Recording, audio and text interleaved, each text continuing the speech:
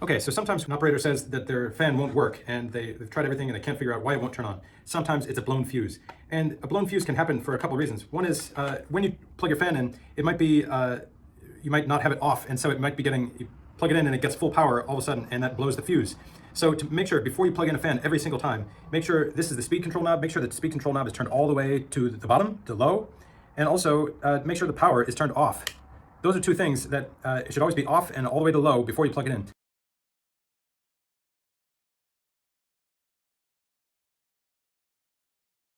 So I'll show you how to replace the fuse on one of these. It's pretty easy. This is the power cord. Make sure unplug the power cord from the fan and the blower door. First, safety first.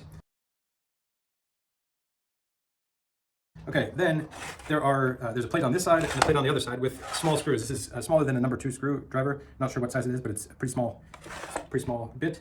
So you go like this and unscrew them one by one. It's easier if you take off both sides.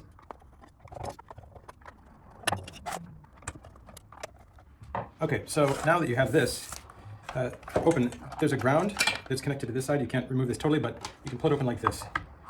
And you'll see down here, it says on it, fuse, right there, fuse there. It's 250 volt, 5 amp fuse.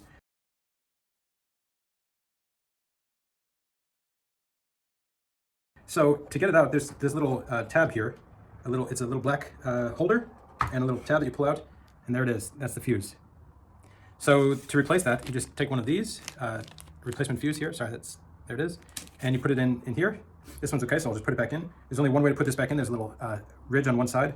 So you put this down in here, press it into place, and then you just put the thing back together. So make sure that you're not pinching any cables when you do this. So put it back together like that, and then reattach the screws.